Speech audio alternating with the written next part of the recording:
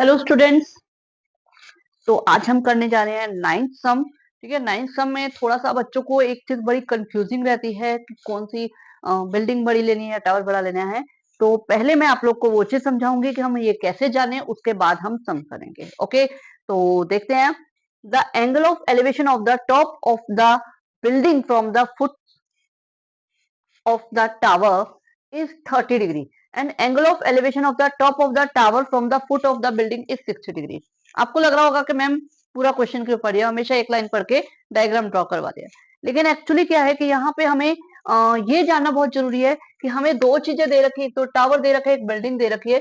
तो बिल्डिंग बड़ी है या टावर बड़ा है, हाइट किसकी ज्यादा बड़ी है, हमें ये पता लगाना बहुत जरूरी है। ठीक है, क्योंकि हमें वैसे यहाँ पे कुछ नहीं दे रखा। तो उसके लिए हम क्या करेंगे, मैं आपको एक चीज बताती हूँ। मान लिया हमने दोनों की हाइट सेम है, दोनों की हाइट सेम है।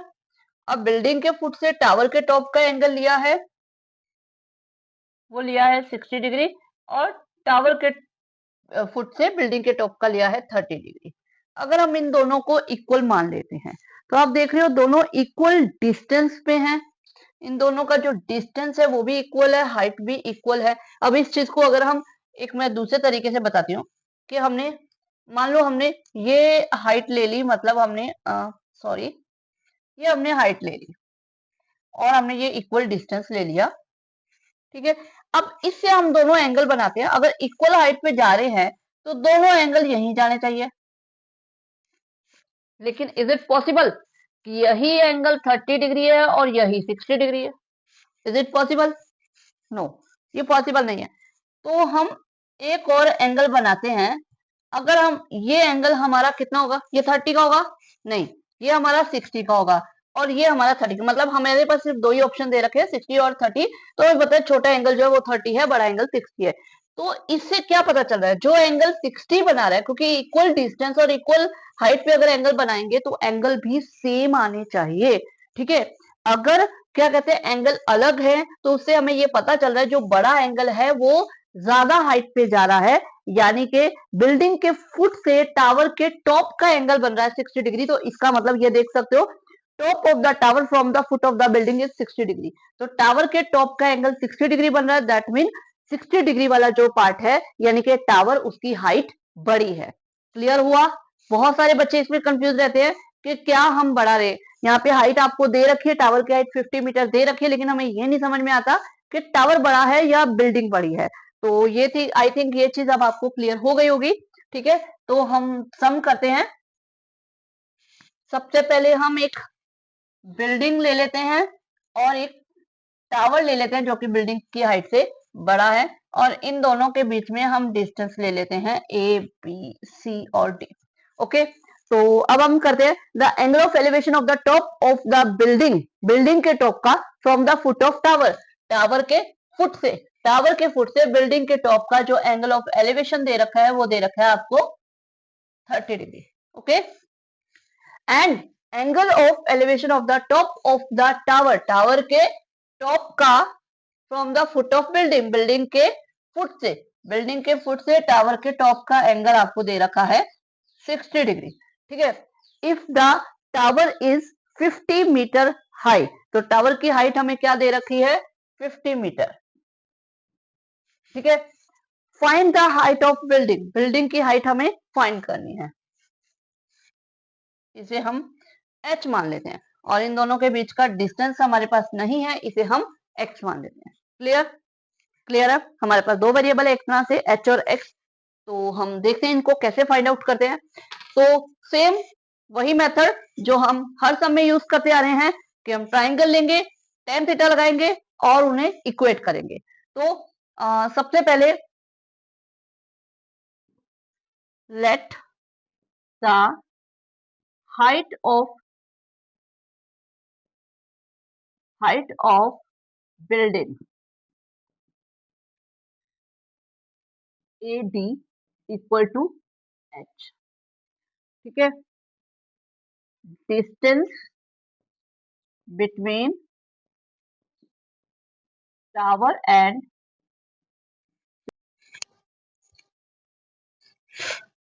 तो distance between tower and building equal to A B is equal to x metre हमने ले लिया, ठीक है।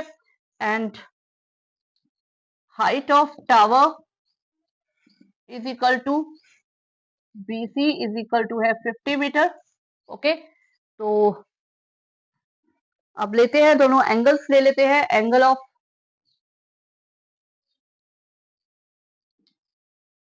Of elevation of top of tower is equal to, tower के टॉप का एंगल ये बन रहा है, यह जगह BAC is equal to 60 degree. Same top of building is equal to, building के टॉप का बन रहा है ये वाला ABD 30 डिग्री। ओके, तो अब हमें क्या करना है, अब हमें दोनों ट्राइंगल्स के ऊपर काम करना है। पहले हम ले लेते हैं ये वाला ट्राइंगल ले लेते हैं, यह जगह ABD।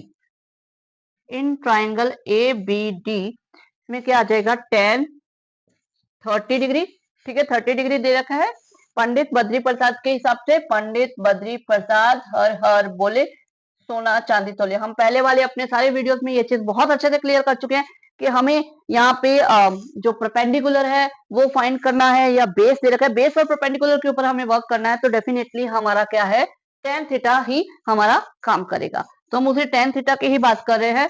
tan theta is equal to P upon B। तो इस ट्रायंगल में परपेंडिकुलर है AD और बेस है AB। ओके, तो tan 30 डिग्री कितना होता है, tan 30 डिग्री होता है 1/√3, और AD जो है वो H ले रखा है हमने, और AB जो है वो हमने X ले रखा है। तो यहां से हम क्या करते हैं, हम X या H किसी एक की वैल्यू फाइंड कर लेते हैं, ठीक है। तो क्रॉस मल्टीप्लाई करते हैं, यहाँ पे हो जाएगा X is equal to √3H। ये आ गया। एक बार हम इसे ऐसे ही रहने देते हैं, ठीक है। आगे चल के देखते हैं, तो इसे हम एज इट इज रहने देते हैं, आगे देखते हैं कैसे इसका यूज करते हैं। अब हम लेते हैं सेकंड ट्रायंगल। इन ट्रायंगल हमें लेना है ये वाला ट्रायंगल, ठीक है। इस ट्रायंगल के अंदर राइट एंगल कहाँ पे बन रहा है, वो बन रहा है बी पे। तो ये आ जाएगा ABD। अब इस ट्रायंगल में tan एंगल क्या बन रहा है हमारा, थीटा क्या बन रहा है 60 डिग्री।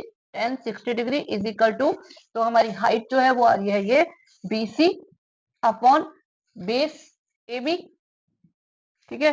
tan 60 डिग्री किसके इक्वल होता है, tan 60 डिग्री होता है √3। BC है 50 मीटर, AB हमने X लिया था। क्लियर। तो यहाँ से हम X की वैल्यू निकाल लेते हैं, इन दोनों को इंटरचेंज कर देते हैं। X is equal to 50 upon √3। तो ये आपकी आ गई X की वैल्यू। इसे 2 और इसे हम 1 मान लेते हैं। अब हम क्या करेंगे, इसमें 1 और 2 को हम इक्वेट कर देंगे। दोनों आपको देख रहे हैं कि 1 भी X की वैल्यू है, 2 भी X की वैल्यू, तो ये दोनों सेम चीज की वैल्यू, तो दोनों इक्वल आ सकते हैं। तो क्या आ जाएगा, फ्रॉम 1 एंड 2 ये दोनों इक्वल आ जाएंगे, यानी √3H इक्वल टू आ जाएगा 50 अपॉन √3। अब हमें क्योंकि H की वैल्यू फाइंड करनी है, ठीक है, हमें height of the building find करनी है, तो हम क्या करते हैं, H को एलोन करने के लिए √3 को नीचे ले जाते हैं। ये उधर जाके डिवाइड हो जाएगा, ये आ जाएगा √3 इंटू √3। √3 क्या होता है, पता है ना आपको, कि जब हम सेम वैल्यू को सेम वैल्यू के रूट से मल्टीप्लाई करते हैं तो एक तरह से ये क्या हो जाएगा, √3 का स्क्वायर हो जाएगा। तो स्क्वायर से रूट कैंसिल हो जाता है, तो ये आ जाएगा 50 अपॉन 3। अब इसे हम मिक्स फ्रैक्शन में कन्वर्ट कर लेते हैं। ये आ जाएगा, आता है ना मिक्स फ्रैक्शन में कन्वर्ट करना, नहीं आता तो बता रही हूँ। 3 1 जा 3, डिवाइड करना है सिंपल, जैसे आप छोटी क्लासेस में करते आ रहे हो सेम वैसे सिंपल डिवाइड करना है। 3 6 18। अब जब ये रिमाइंडर आ गया है, हमें पता है आगे नहीं चलेगा, ठीक है। तो 16 ये रिमाइंडर ऊपर और डिवाइजर नीचे, मतलब डिनोमिनेटर से। इतने मीटर जो है हाइट है इसकी बिल्डिंग की, जो हमें फाइंड करनी थी। Clear, okay.